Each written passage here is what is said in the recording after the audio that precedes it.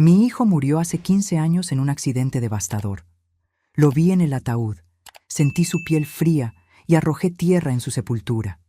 Pero anoche, a las 3:27 de la madrugada, mi celular sonó.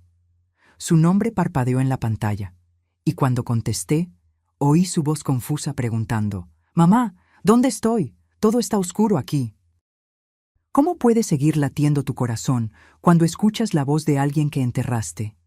Pero antes de seguir, verifica si ya estás suscrito al canal y escribe en los comentarios: ¿desde dónde estás viendo este video? Nos encanta saber hasta dónde están llegando nuestras historias. Me llamo Isabel, y por 15 años viví con un agujero en el pecho donde antes existía mi corazón. Mi hijo, Santiago, tenía solo 17 años cuando murió en un accidente de motocicleta. Un conductor ebrio se pasó la luz roja en una noche de lluvia y lo golpeó de lleno. En ese momento, mis rodillas flaquearon cuando el teléfono sonó a las 23:42. Era el hospital. ¿Señora Isabel Soto? ¿Madre de Santiago Soto? Esa pregunta ya contenía toda la respuesta que no quería escuchar. Dicen que existe un instinto materno que nos avisa cuando algo terrible le sucede a nuestros hijos. En ese momento, incluso antes de que la doctora terminara la frase, yo ya lo sabía. Era como si un hilo invisible que siempre me conectó a Santiago se hubiera cortado abruptamente. El velorio fue un borrón. Recuerdo estar sentada al lado del ataúd, incapaz de llorar, observando el rostro de mi muchacho. Parecía que estaba durmiendo, excepto por el tono grisáceo de la piel y el maquillaje pesado que intentaba disimular los moretones.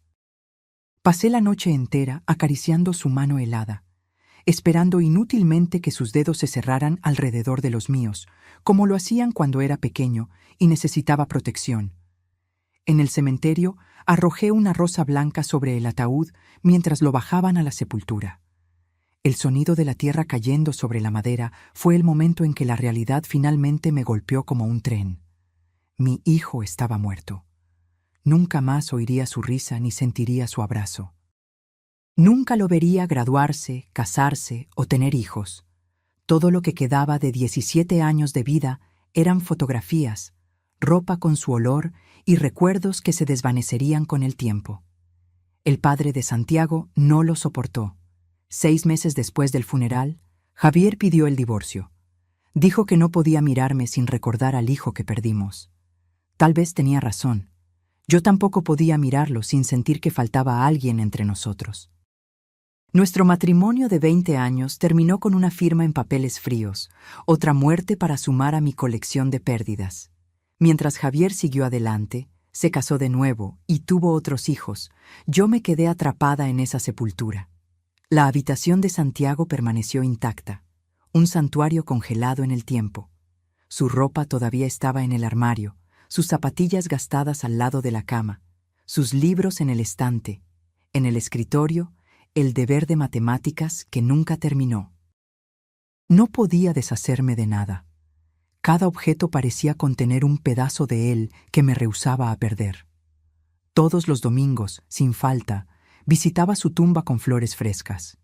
Limpiaba la lápida, arrancaba la maleza y conversaba con él como si pudiera oírme.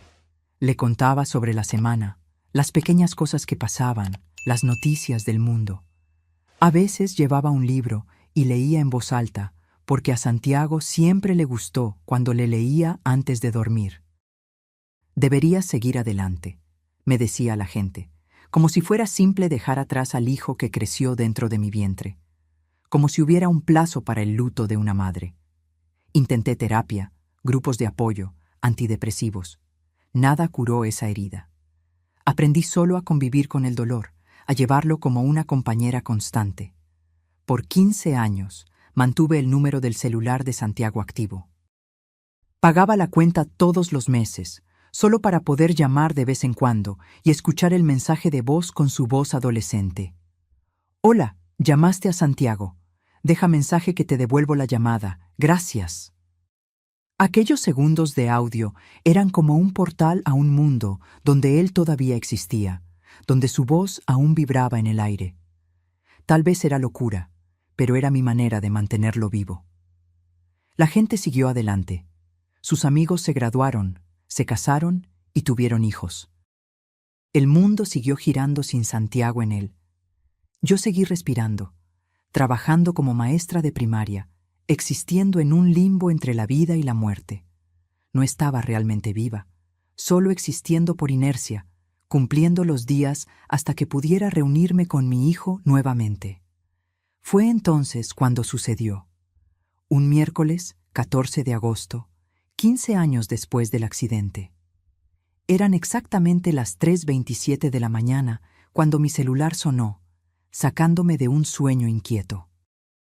En la oscuridad del cuarto, el brillo de la pantalla iluminó el nombre que jamás esperaba ver. Santiago. No, Santiago, no atender, como yo había renombrado el contacto años atrás, cuando a veces llamaba al número solo para escuchar el mensaje de voz.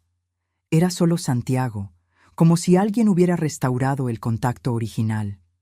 Mi corazón se disparó, golpeando contra las costillas como un animal enjaulado. Mis manos temblaban tanto que casi dejo caer el teléfono. No podía ser real. Debía ser un sueño, un error, alguna falla técnica. O tal vez finalmente la cordura me había abandonado del todo, después de años conviviendo con el fantasma de la pérdida. El teléfono siguió sonando, implacable. 5, 6 tonos. En el séptimo, algo dentro de mí se rompió. Contesté. Por varios segundos solo oí una respiración, lenta, insegura, humana. «¿Aló?», susurré, mi voz fallando. Más silencio. Y entonces, «¿Mamá?». La voz era la de él. No había forma de confundirse. La misma entonación, la misma manera de arrastrar levemente la A de mamá. «Mamá, ¿dónde estoy? Todo está oscuro aquí». El aire se congeló en mis pulmones. Las paredes del cuarto parecieron contraerse a mi alrededor. Aquello no podía estar sucediendo. «¿Santiago?». Fue solo lo que pude decir, mientras mi cuerpo entero temblaba. «Sí, soy yo. Yo. No sé dónde estoy. No puedo ver nada. Tengo frío». «¿Qué me pasó?». Encendí la lámpara al lado de la cama con dedos temblorosos, como si la luz pudiera disipar aquella locura. Mi mente disparaba en 1000 direcciones diferentes.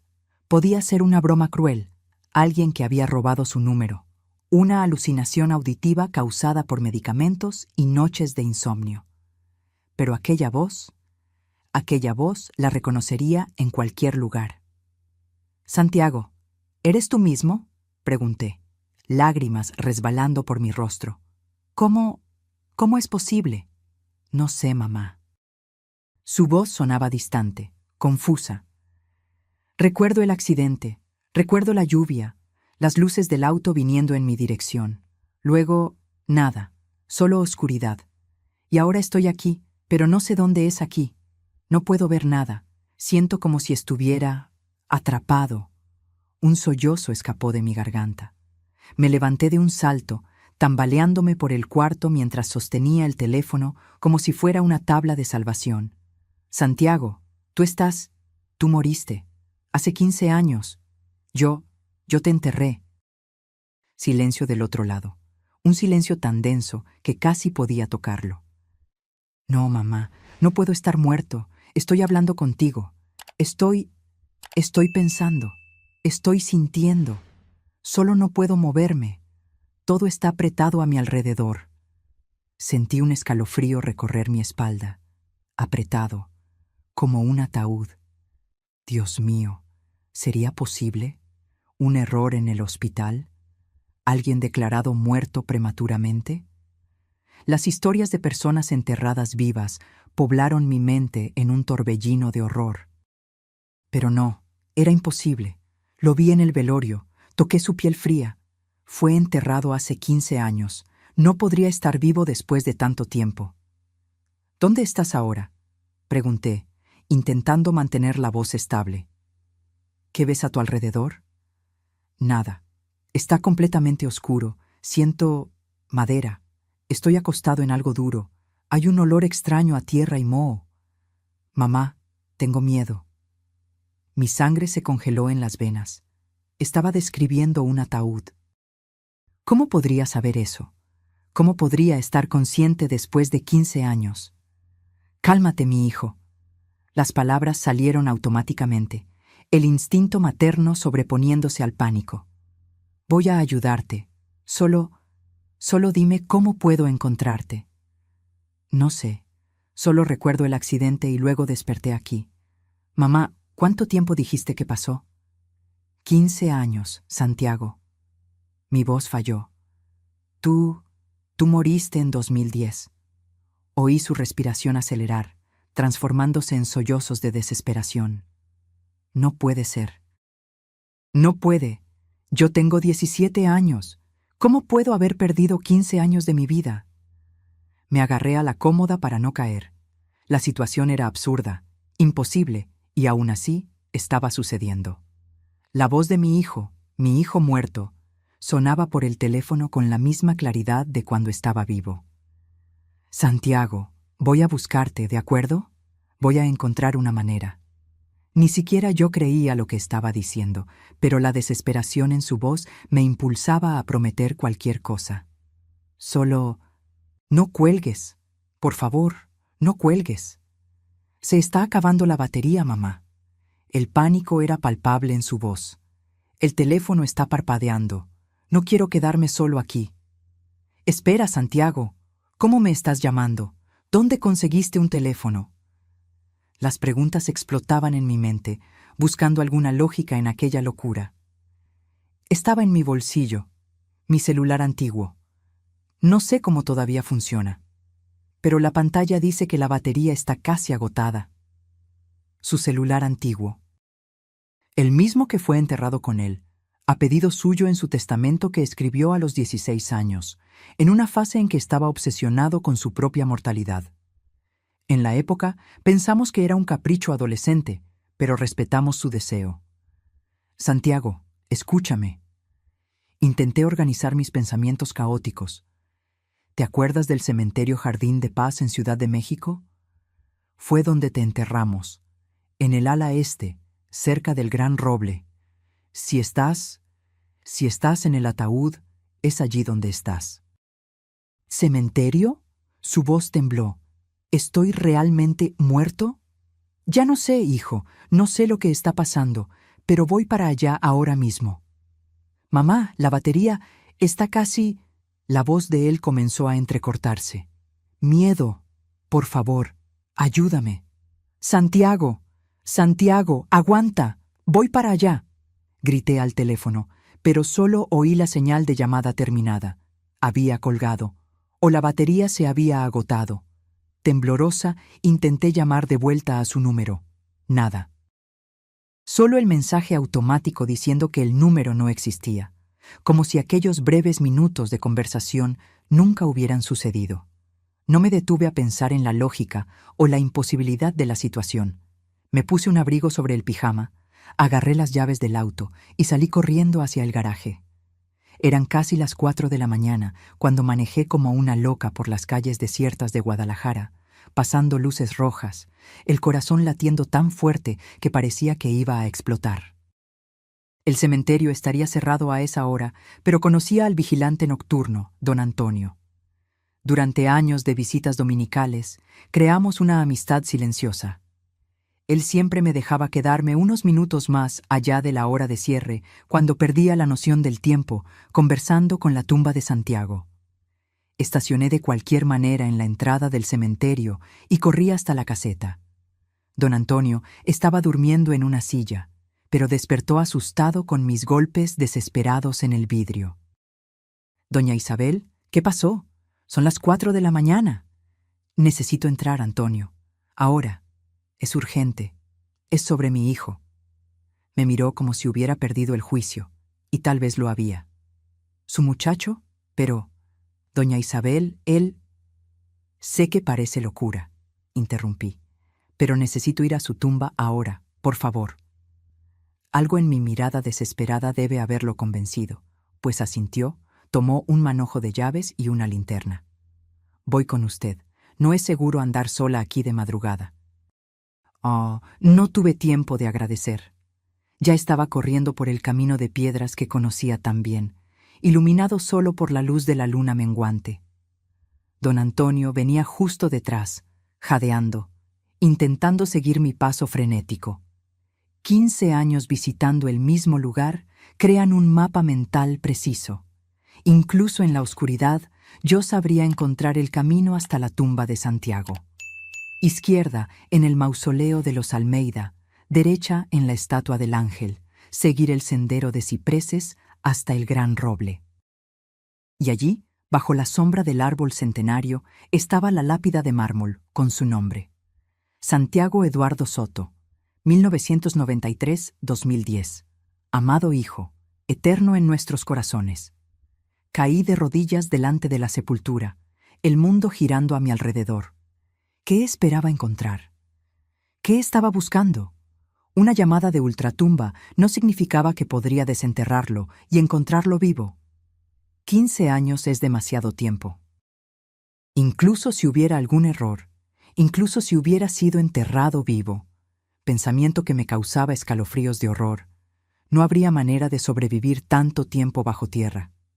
Doña Isabel, don Antonio se acercó preocupado. ¿Se encuentra bien? No respondí. Mis ojos se fijaron en la tierra sobre la sepultura, tierra firme, intacta, cubierta por una alfombra de césped bien cuidado que yo misma planté años atrás. Ninguna señal de perturbación. Nada que indicara que alguien o algo hubiera salido de allí. Me llamó Antonio, murmuré, sin desviar la mirada de la sepultura. Mi Santiago me llamó, hace menos de media hora. El vigilante puso la mano en mi hombro, su voz gentil. Doña Isabel, usted tuvo una pesadilla. Sucede, cuando perdemos a alguien que amamos. No fue un sueño, grité apartando su mano. Yo estaba despierta. Contesté el teléfono. ¡Era su voz! Comencé a raspar el césped con las uñas, intentando cavar, arrancar la tierra con las manos desnudas. Una locura, lo sabía. Una tumba tiene casi 2 metros de profundidad. Jamás conseguiría llegar al ataúd de esa manera. Pero la razón me había abandonado en el momento en que oí la voz de mi hijo en el teléfono. «Doña Isabel, por favor». Don Antonio agarró mis muñecas, impidiéndome continuar aquella tentativa inútil. «Usted se va a lastimar. Esto no es normal». Y me derrumbé en lágrimas, ensuciando el rostro con la tierra de mis manos.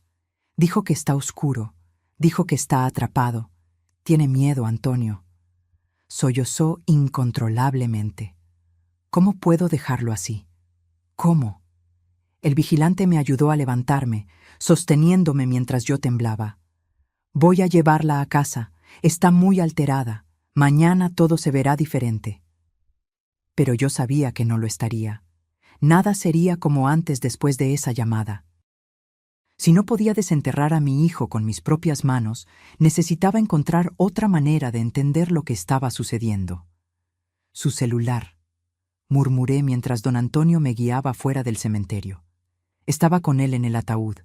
¿Cómo podría funcionar después de tantos años? ¿Cómo podría tener batería? ¿Cómo podría tener señal? El vigilante no respondió, probablemente pensando que yo deliraba. Y tal vez lo estaba. Tal vez la soledad y el luto habían corroído finalmente lo que restaba de mi cordura, y yo estaba alucinando, creando una realidad alternativa donde mi hijo aún podía contactarme de alguna forma. Volví a casa en un estado de estupor, los ojos fijos en la carretera oscura frente a mí. Don Antonio insistió en seguirme con su auto hasta asegurarse de que yo había entrado en casa a salvo. Le prometí que intentaría descansar, que llamaría a mi médica por la mañana.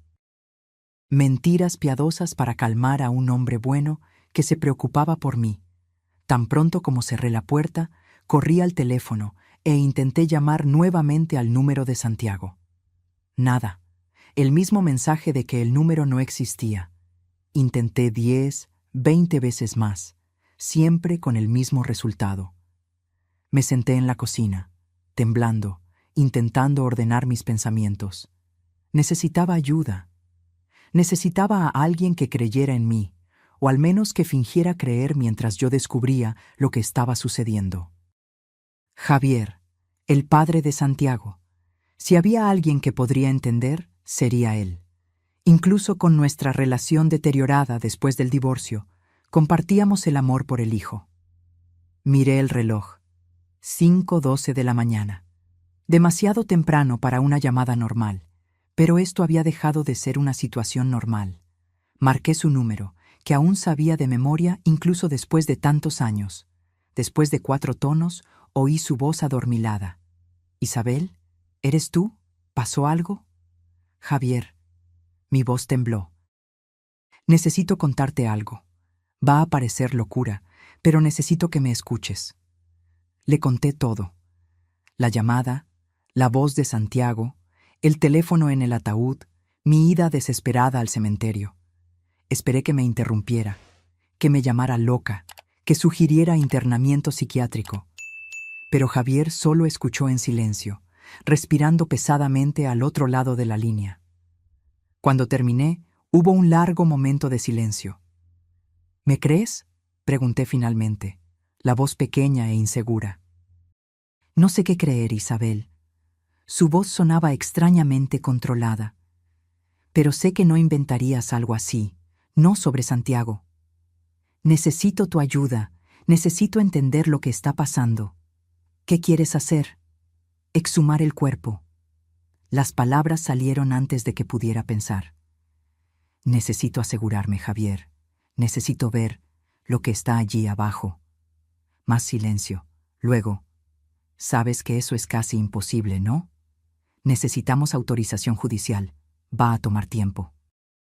E incluso si lo conseguimos, Isabel, 15 años.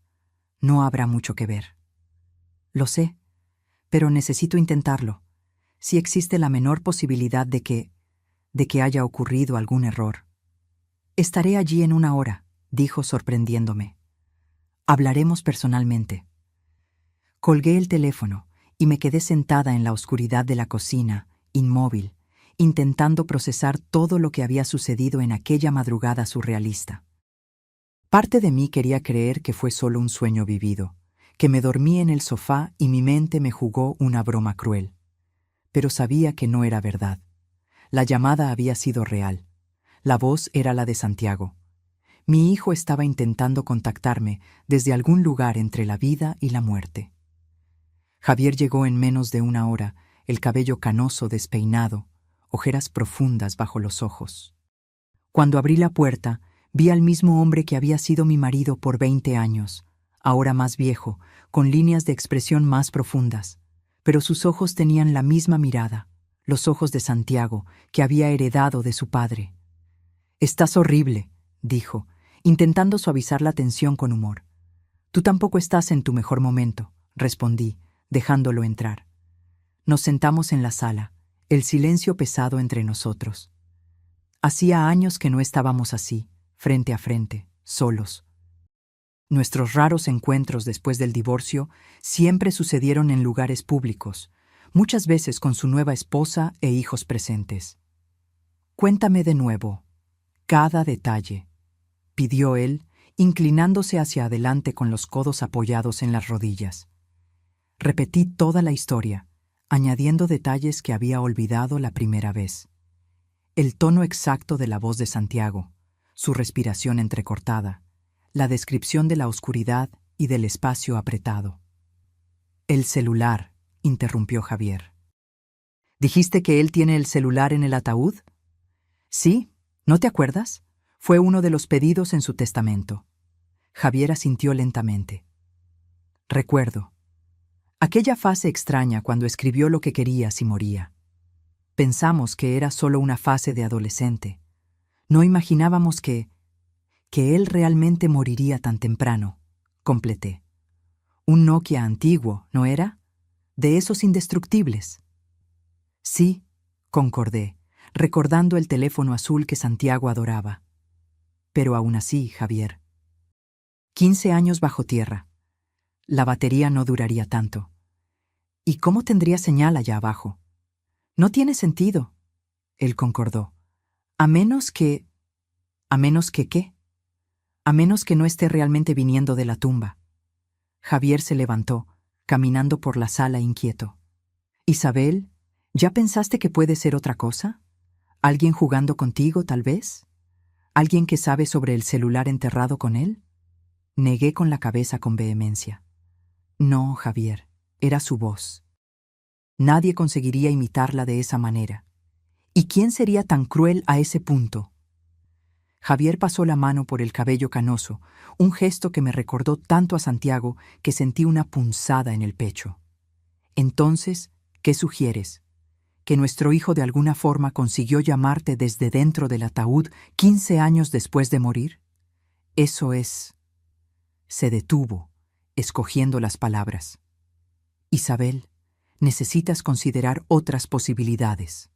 Tal vez estés necesitando ayuda. ¿Crees que estoy loca? No era una pregunta. No dije eso. Se sentó nuevamente, agarrando mis manos entre las suyas, un gesto íntimo que no compartíamos hacía años. Digo que el luto hace cosas extrañas con la mente. Nunca superaste la muerte de él realmente. Nunca seguiste adelante. Retiré mis manos, apartándome. ¿Cómo seguiste tú? ¿Con tu nueva esposa perfecta y tus nuevos hijos perfectos? No es justo, Isabel. Su voz se endureció. También perdí a mi hijo. También sufrí. Solo escogí lidiar con eso de manera diferente. Cerré los ojos intentando calmarme. Pelear con Javier no me ayudaría a encontrar respuestas, y en el fondo sabía que él tenía razón. Era una historia absurda, imposible. Cualquier persona racional dudaría.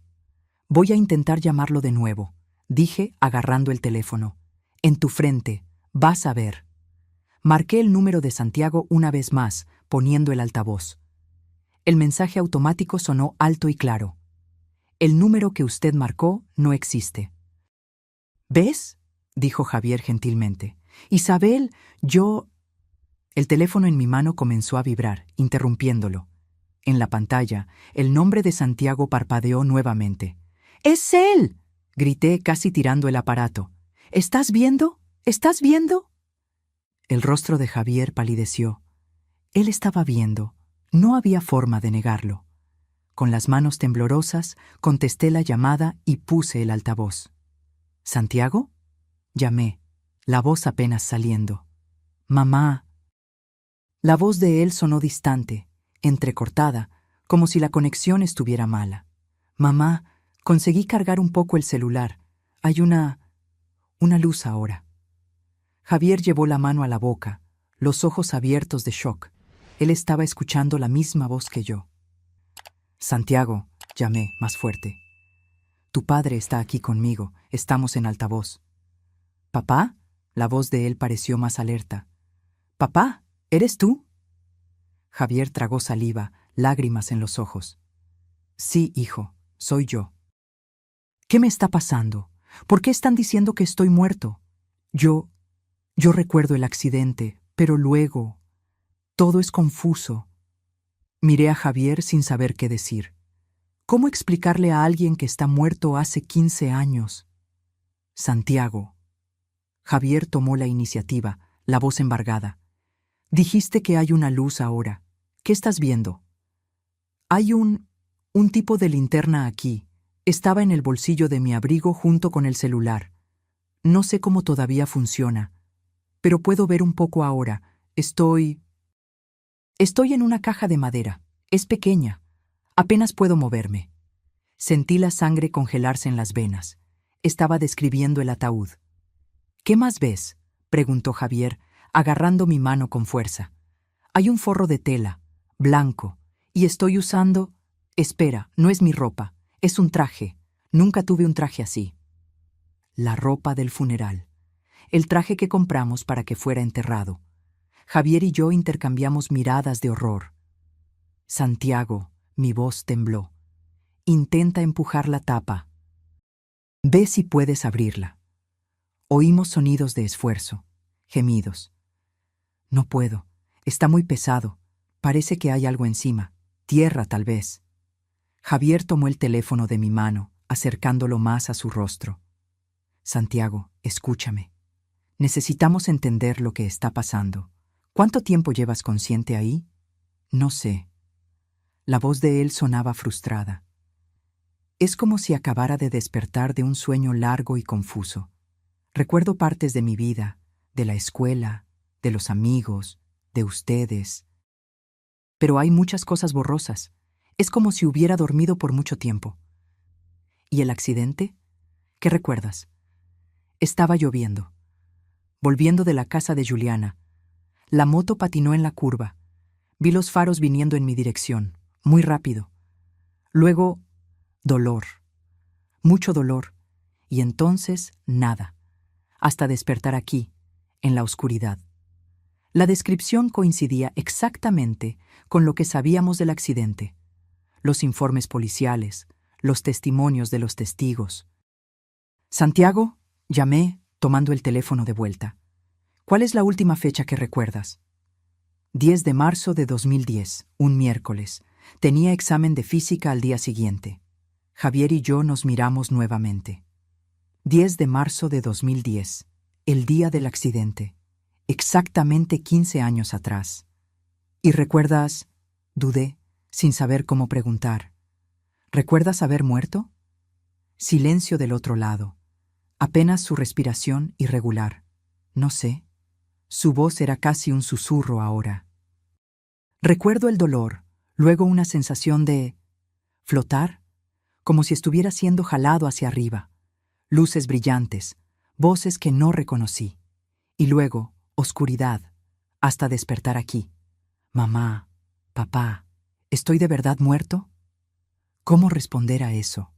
¿Cómo decirle a tu propio hijo que sí, murió, fue velado, llorado, enterrado? Santiago. Javier asumió, evitándome responder. Algo muy extraño está pasando. Necesitamos investigar. ¿Crees que puedas mantener contacto con nosotros? ¿Cuánta batería todavía tiene el celular? Un 30%, creo. No sé cómo todavía está funcionando después de... ¿Cuánto tiempo dijeron? 15 años, respondí, la voz fallando. Hoy es 2025, hijo. Dios mío. Él parecía estar intentando absorber la información. Entonces yo tendría 32 años ahora. Es tan extraño pensarlo. Parece que fue ayer que estaba en la escuela. Para él, realmente lo había sido. El tiempo se había detenido en el momento del impacto que le quitó la vida. 15 años en un abrir y cerrar de ojos. Santiago, dijo Javier, asumiendo un tono más práctico. Necesitamos encontrar una forma de verificar todo esto, de entender lo que está pasando. Dijiste que tienes una linterna. ¿Puedes buscar a tu alrededor, ver si hay algo más contigo en el ataúd? Voy a intentarlo. Oímos sonidos de movimiento, restringido por el espacio pequeño. Hay algunas flores secas. Un rosario. ¿Un sobre? ¿Un sobre? Pregunté sorprendida. ¿Qué tipo de sobre?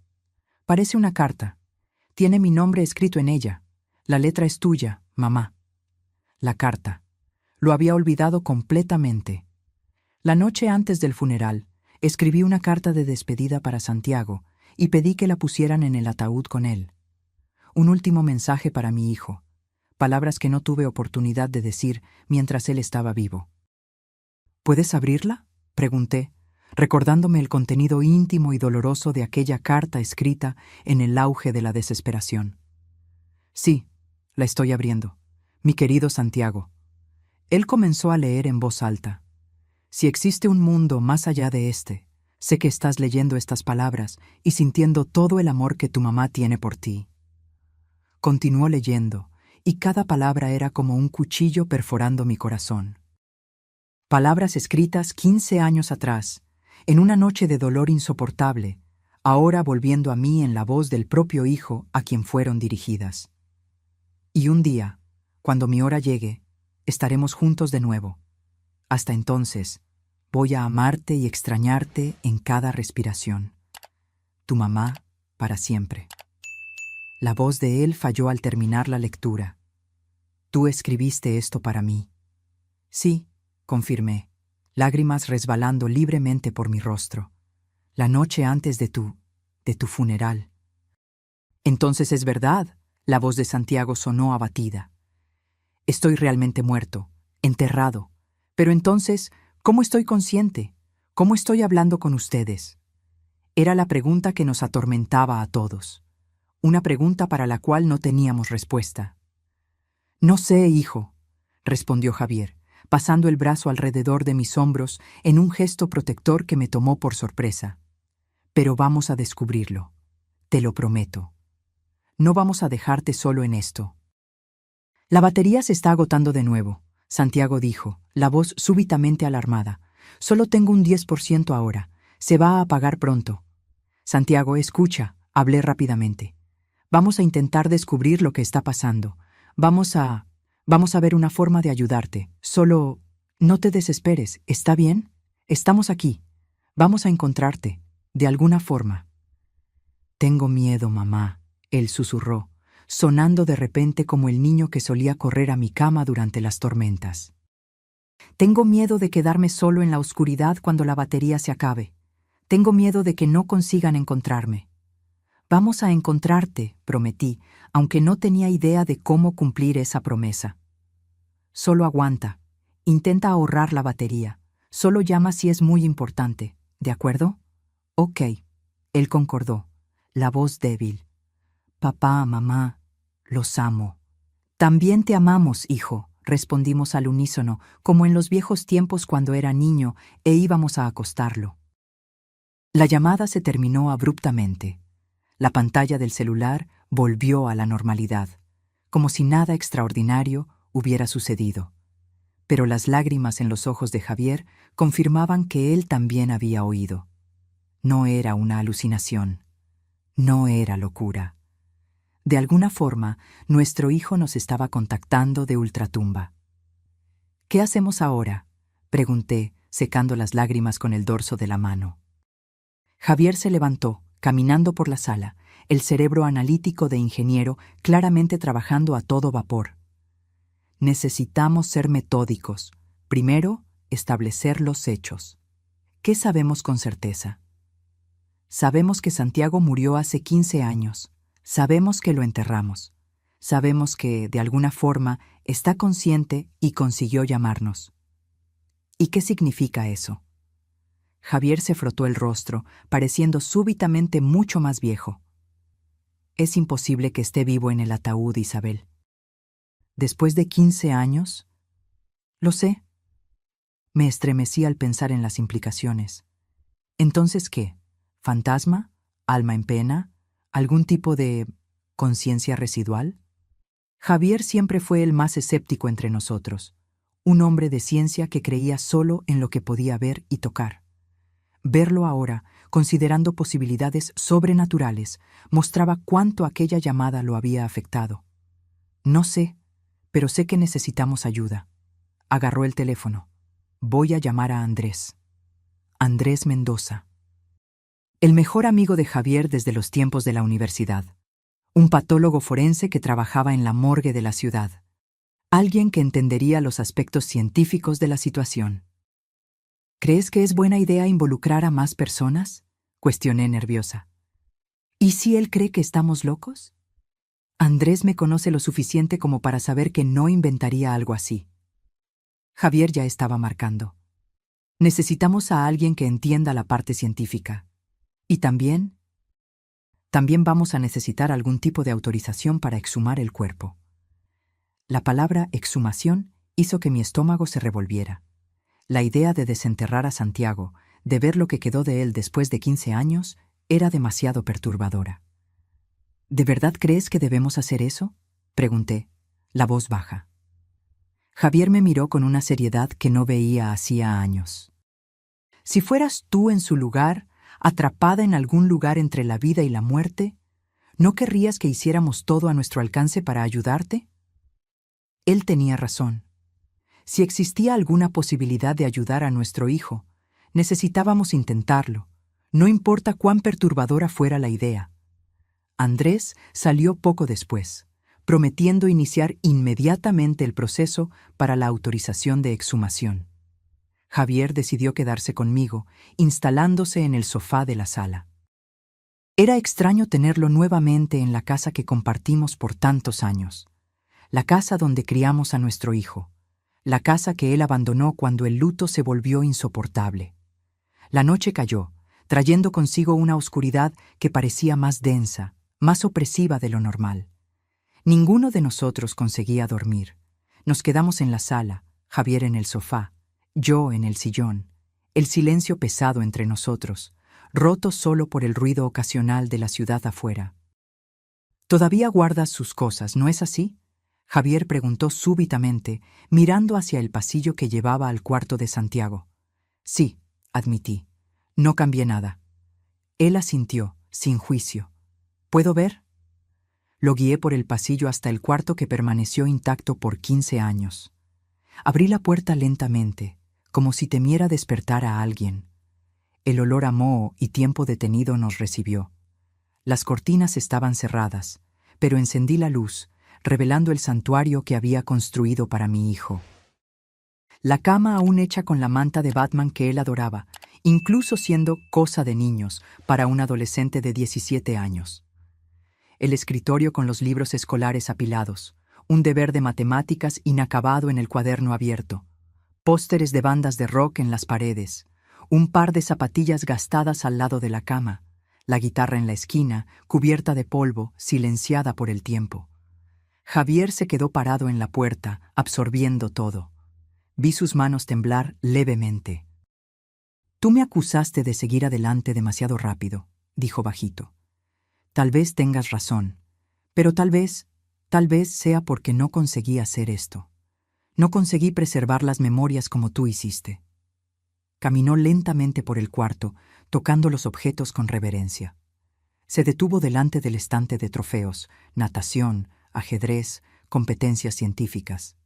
Santiago siempre fue un muchacho brillante, destinado a grandes cosas. Una vida interrumpida bruscamente antes de que pudiera florecer completamente. «Mira esto». Javier agarró un pequeño cuaderno negro de un cajón entreabierto del escritorio. Su diario. Mi corazón se aceleró. Nunca tuve el valor de leerlo. Yo tampoco. Sostuvo el cuaderno con cuidado, como si fuera un artefacto precioso. «Tal vez deberíamos, ahora, tal vez haya algo aquí que pueda ayudarnos a entender». Nos sentamos en la cama de Santiago, lado a lado, el diario entre nosotros. Con dedos temblorosos, Javier abrió en la primera página. 10 de enero de 2010, leyó en voz alta. «Tuve aquel sueño de nuevo, el del accidente, tan real que desperté sudando frío. En el sueño, estoy conduciendo mi moto en la lluvia. Veo los faros acercándose. Siento el impacto. Luego, floto sobre todo, observando mi propio cuerpo roto en el asfalto. Es aterrador, pero también extrañamente pacífico. Intercambiamos miradas alarmadas. La descripción del sueño correspondía exactamente al accidente que le quitaría la vida 2 meses después. Un escalofrío recorrió mi espalda. Javier continuó leyendo, volteando las páginas con cuidado. Las entradas describían el cotidiano de un adolescente normal. Exámenes, amigos, la chica que le gustaba, peleas con los padres. Pero había algo más, algo perturbador que se repetía en varias entradas. Sueños sobre su propia muerte, siempre el mismo escenario, siempre la misma sensación de estar observando desde afuera. 1 de marzo de 2010. Javier leyó, su voz embargada. Solo 10 días antes del accidente. El sueño se volvió más intenso. Esta vez vi el funeral. Vi a mamá llorando sobre mi ataúd. Vi a papá intentando ser fuerte, pero desmoronándose cuando pensó que nadie estaba mirando. Vi a mis amigos parados en círculo, sin saber qué decir. Es tan vívido que empiezo a preguntarme si son realmente sueños o algo más. ¿Premoniciones? ¿Avisos? Tengo miedo, pero también curioso. Mi respiración falló. Santiago había soñado con su propia muerte, con su propio funeral. semanas antes de que sucediera. Él sabía, murmuré, aturdida. De alguna forma, él sabía lo que iba a pasar.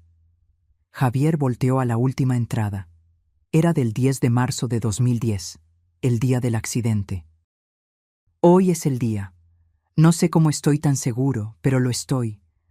El sueño de anoche fue tan real que todavía puedo sentir el impacto, el metal rasgando mi piel, los huesos rompiéndose. Debería estar aterrado, pero extrañamente no lo estoy. Es como si fuera inevitable, como si estuviera destinado. Si algo me sucede hoy, quiero que mamá y papá sepan que los amo más que a nada. Y también quiero que sepan que no va a ser el fin. De alguna forma, voy a encontrar un camino de vuelta para ellos. Voy a encontrar una forma de decir que estoy bien, que solo cambié de forma. PD. Si tengo razón, por favor, entierren mi celular conmigo. Puede parecer extraño, pero tengo un presentimiento de que lo voy a necesitar. El diario cayó de las manos de Javier. El silencio que siguió era denso, cargado de implicaciones imposibles. Él sabía, repetí, la voz casi inaudible. No fueron solo sueños.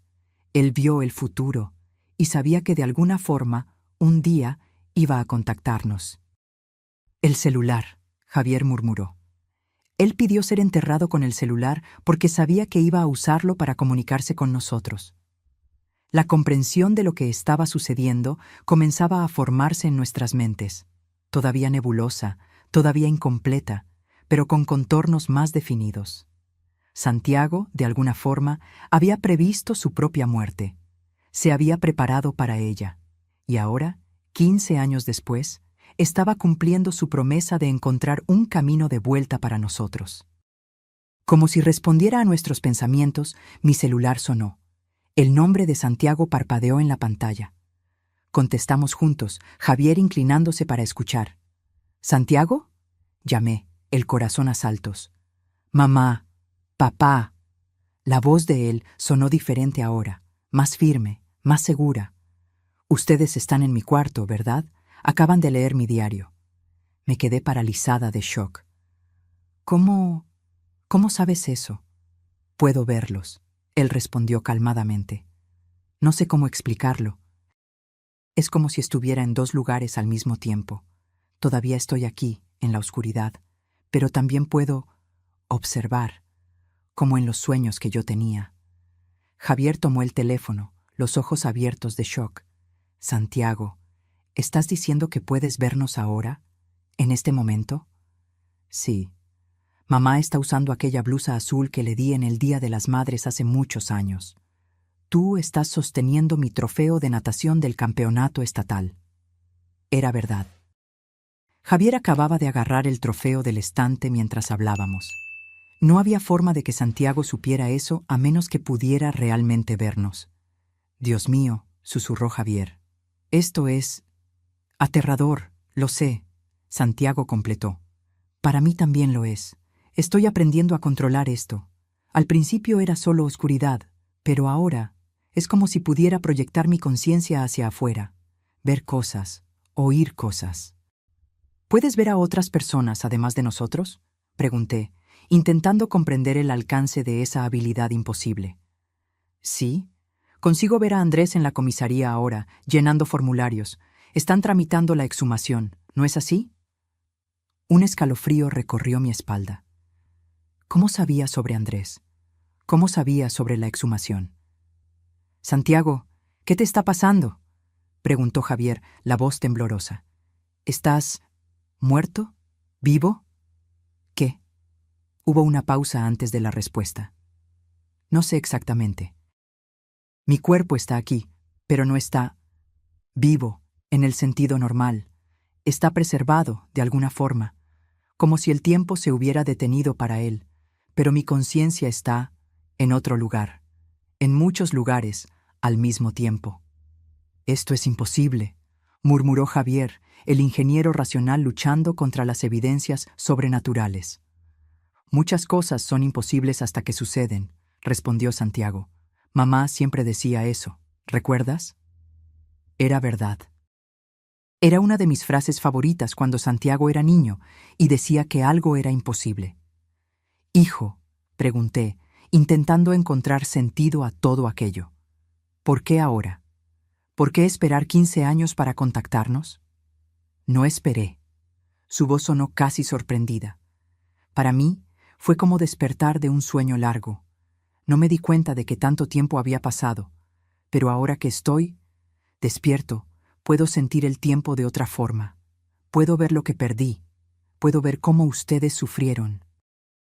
Y puedo ver que tal vez yo pueda volver. ¿Volver? Javier y yo hablamos al unísono. ¿Qué significa eso? No estoy seguro, admitió Santiago, pero sé que necesito que abran la tumba. Necesito que me saquen de allí. Hay algo que necesita ser hecho. Algo que no consigo explicar todavía. Como un instinto. Javier y yo nos miramos, asustados y esperanzados al mismo tiempo. La idea de Santiago, volviendo de alguna forma, era tan imposible como maravillosa. Estamos intentándolo, hijo, garantizó Javier. Andrés está cuidando el papeleo para la exhumación, pero puede tardar días, tal vez una semana. Es demasiado tarde, respondió la voz de Santiago urgente. La conexión se está fortaleciendo, pero es temporal. Siento que hay una ventana de oportunidad. Si la perdemos, puede que no consiga volver. ¿Cuánto tiempo tenemos?, pregunté, la desesperación creciendo. 3 días, tal vez menos. Es difícil de explicar, pero puedo sentirlo. Como una marea que sube y baja. Estoy en el auge ahora, pero pronto comenzará a disminuir. Javier se levantó, determinado. Voy a hablar con Andrés. Vamos a acelerar el proceso. Si no conseguimos la autorización a tiempo... Él no completó la frase, pero entendí lo que quería decir. Haríamos lo que fuera necesario, legal o no. Hay otra cosa, Santiago continuó, su voz súbitamente seria. No estoy solo aquí. Hay otros como yo, personas atrapadas entre mundos. Algunos están confusos, asustados, otros están enojados. No todos tienen buenas intenciones. Un escalofrío recorrió mi espalda. ¿Qué quieres decir? Algunos quieren volver por motivos equivocados. Venganza, obsesión, poder. Si encuentran un camino de vuelta, como estoy intentando hacer, sería peligroso, concluyó Javier, el rostro grave. Mucho. Estoy intentando retenerlos, bloquear el camino, pero me estoy cansando. No sé por cuánto tiempo más podré. La implicación era clara y terrible. Nuestro hijo no estaba solo intentando encontrar un camino de vuelta para nosotros. Estaba sirviendo como algún tipo de guardián, impidiendo que otros espíritus con intenciones sombrías escaparan. ¿Cómo podemos ayudar?, pregunté, la determinación sustituyendo el miedo. Solo sáquenme de allí, respondió. El resto puedo intentar resolverlo cuando estemos reunidos de alguna forma. La llamada comenzó a fallar, la voz de Santiago entrecortada por estática. Estoy perdiendo conexión, batería agotándose.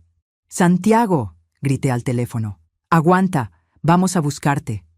Sé que lo harán. Su voz era solo un susurro ahora. Los amo, mucho. Y entonces, silencio. La llamada había caído. Javier ya estaba con el teléfono en la mano, llamando a Andrés. Hablaba rápido, urgente, explicando la necesidad de acelerar el proceso. Yo lo observaba, una nueva determinación creciendo dentro de mí. Si la burocracia no funcionaba a tiempo, nosotros mismos tomaríamos providencias.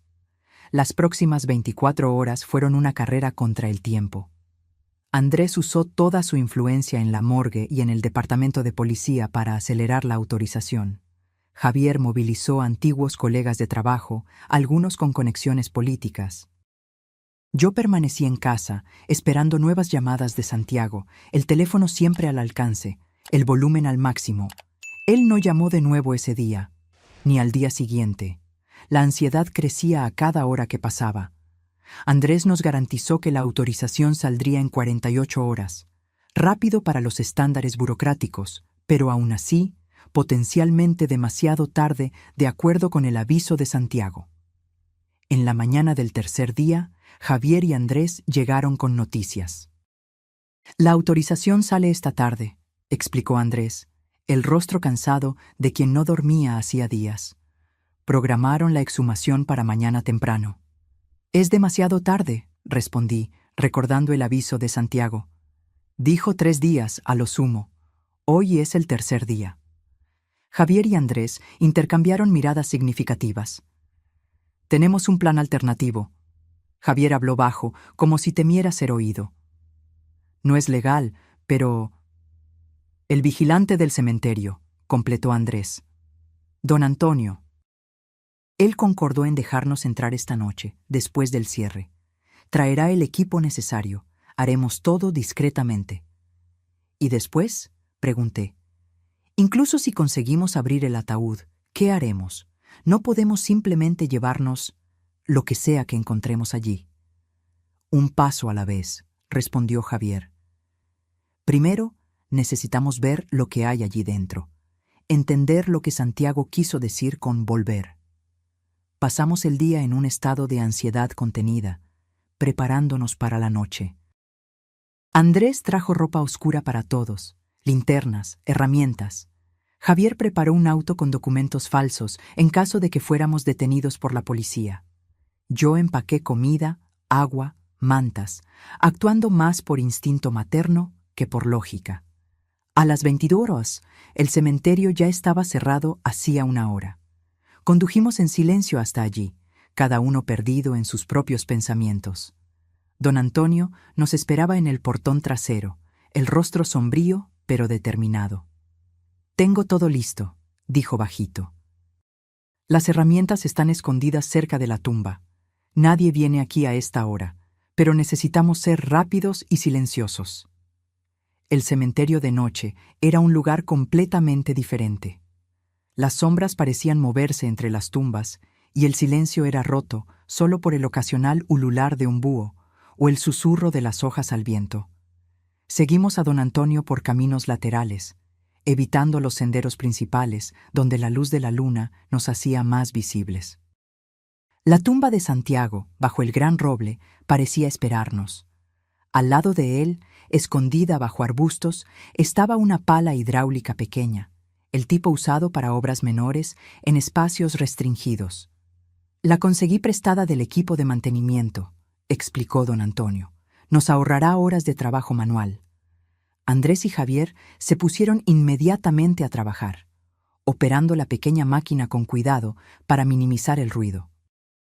El suelo sobre la tumba de Santiago era compacto después de 15 años, pero la máquina cortaba a través de él con eficiencia sorprendente.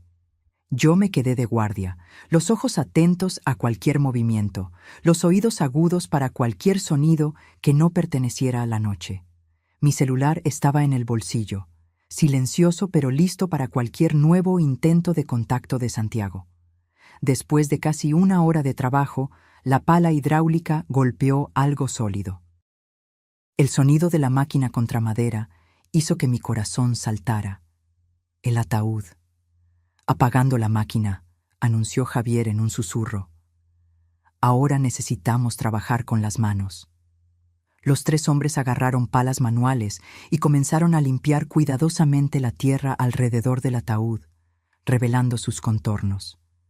Me acerqué, incapaz de quedarme alejada en aquel momento crucial. El ataúd de madera oscura todavía parecía en buen estado, protegido por la tierra seca. «Es un buen ataúd», murmuró don Antonio. «Madera tratada, sellado contra la humedad. Explica por qué está tan bien preservado». Cuando finalmente limpiaron suficiente tierra para exponer toda la tapa, Javier y Andrés se posicionaron de cada lado. «¿Listos?», preguntó Javier, mirándonos a cada uno de nosotros. Asentí, incapaz de hablar. Andrés respiró hondo, preparándose para lo que sea que encontráramos. Don Antonio hizo la señal de la cruz. Juntos, los 2 hombres levantaron la tapa del ataúd. El olor que escapó no era el de descomposición que temíamos, sino un olor extraño, casi medicinal. Una luz suave, azulada, emanaba de dentro, iluminando los rostros sorprendidos de los hombres. Me empujé entre ellos para ver. Nada podría haberme preparado para la visión que me aguardaba. Santiago estaba allí, su cuerpo perfectamente preservado como si hubiera sido sepultado ayer. No había señales de descomposición, ninguna señal de los 15 años que pasaron. Su rostro parecía dormido, sereno. Vestía el mismo traje oscuro del funeral, las manos cruzadas sobre el pecho. Bajo ellas, brillando con aquella luz azulada extraña, estaba su celular antiguo. «Dios mío», murmuró Andrés, el científico en él luchando por comprender lo imposible delante de sus ojos. «Esto no puede ser real. Debería haber solo huesos».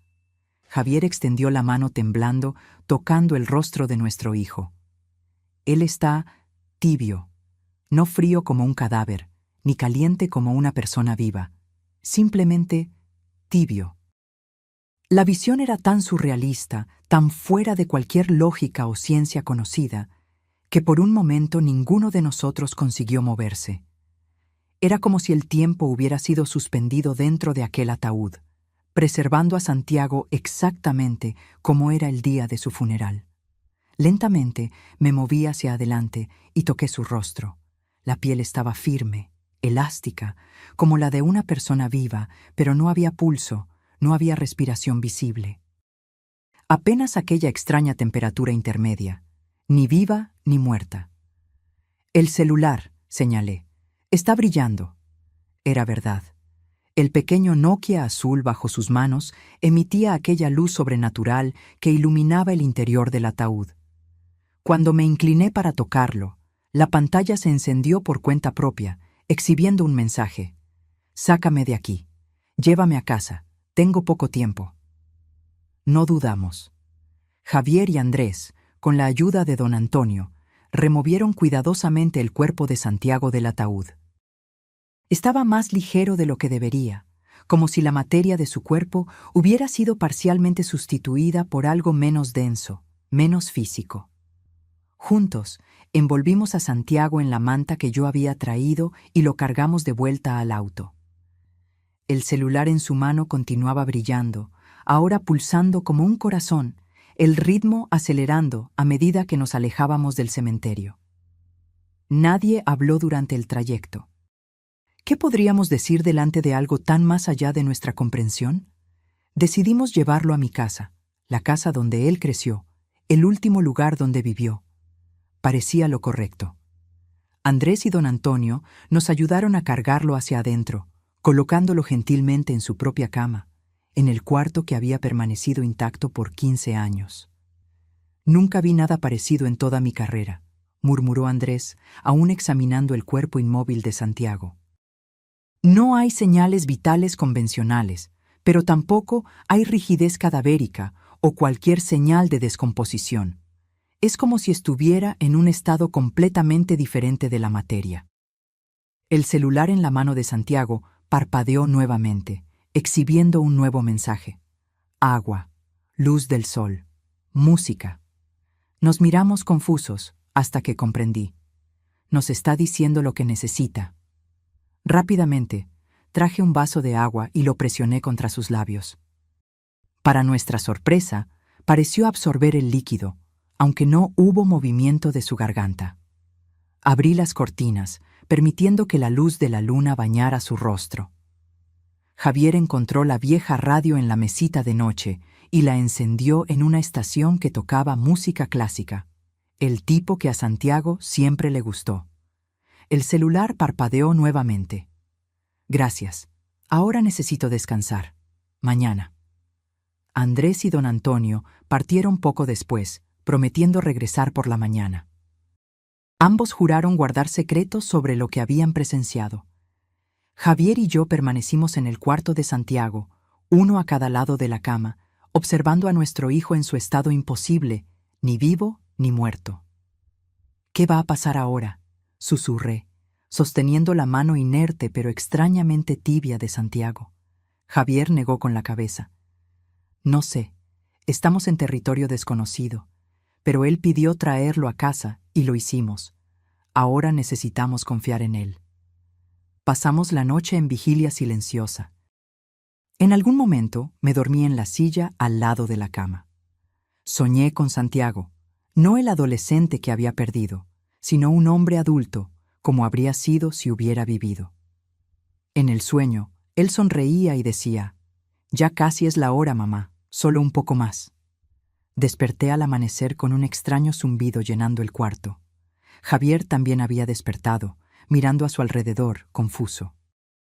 El origen del sonido era el celular de Santiago, que ahora brillaba intensamente, la luz azulada pulsando en un ritmo cada vez más rápido.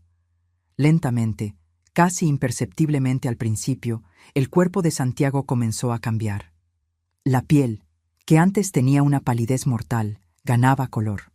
Los dedos, antes rígidos, se movían levemente.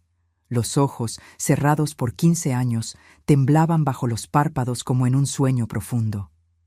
«Javier», susurré, agarrando su mano. «Algo está sucediendo». El zumbido se intensificó, volviéndose casi insoportable. La luz del celular se expandió, envolviendo todo el cuerpo de Santiago en un capullo azulado. Por un momento terrible, pensé que podría estar desintegrándose, desapareciendo delante de nuestros ojos. Pero entonces me di cuenta, se estaba transformando. El rostro adolescente se suavizó, los contornos cambiando sutilmente, envejeciendo. El cuerpo bajo el traje funerario parecía llenarse, ganar masa y altura. Era como ver 15 años pasar en cuestión de minutos, el tiempo recuperando su curso normal, acelerado. Y entonces, tan súbitamente como comenzó, todo paró. El zumbido se silenció. La luz se retrajo hacia el celular antes de apagarse completamente. El cuarto volvió a la normalidad, iluminado solo por el sol naciente. Santiago abrió los ojos. Ya no eran los ojos de un niño de 17 años, sino los ojos de un hombre de 32, la edad que tendría ahora. Su rostro había cambiado, madurado, aunque todavía era inconfundiblemente él. El cuerpo había crecido, haciendo que el traje funerario estuviera apretado en los hombros y corto en las muñecas. «¿Mamá?» Su voz era más profunda, más grave. «¿Papá?» Caímos sobre él en un abrazo desesperado, lágrimas resbalando libremente. Era imposible, era un milagro. Era nuestro hijo regresando de los muertos, no como un fantasma o un zombi, sino como un hombre vivo, completo, que parecía haber vivido cada uno de los 15 años que había perdido. «¿Cómo?», fue todo lo que Javier consiguió decir, sosteniendo el rostro de Santiago entre las manos, examinándolo con ojos maravillados. Santiago sonrió. Una sonrisa de adulto, con líneas de expresión en las esquinas de los ojos que no estaban allí antes. «Es complicado.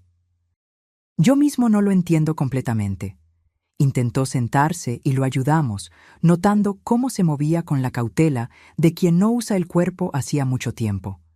«El tiempo funciona diferente. Del otro lado», continuó. «No es lineal como aquí. Viví muchas vidas allí. Aprendí cosas, crecí.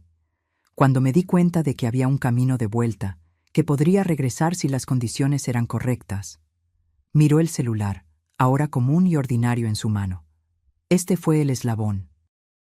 La conexión que mantuve con este mundo, y ustedes fueron el faro que me guió de vuelta.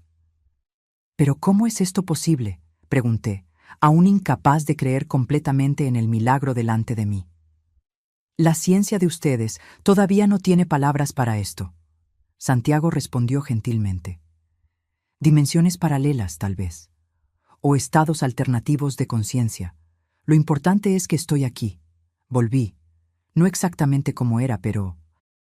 Miró sus propias manos, ahora más grandes, más fuertes, con pequeñas cicatrices y callos que no estaban allí antes. «Este cuerpo refleja las experiencias que tuve allí, el crecimiento, el aprendizaje, como si hubiera vivido estos 15 años en otro lugar». Javier, siempre el pragmático, ya pensaba en las implicaciones. «¿Cómo vamos a explicar esto? Legalmente estás muerto, no existes en el sistema». Santiago sonrió nuevamente. Tendremos tiempo para resolver eso. Andrés puede ayudar. Tal vez una historia sobre error de identificación, amnesia, algo así. Lo importante es que estoy de vuelta. Su rostro se puso súbitamente serio. Pero no soy el único que encontró el camino. Otros están intentando seguir, como avisé. No todos con buenas intenciones. ¿Qué podemos hacer?, pregunté. Por ahora nada. Cerré el portal detrás de mí lo mejor que pude, pero necesitamos estar atentos. Miró por la ventana, hacia el mundo allá afuera, un mundo que no veía hacía 15 años. Tantas cosas cambiaron. Tengo mucho que aprender sobre esta vida nuevamente. En los días que siguieron, asistimos maravillados mientras Santiago se readaptaba a la vida. Su cuerpo funcionaba perfectamente, aunque a veces parecía torpe, como si estuviera aprendiendo a usar músculos hacía mucho tiempo adormecidos.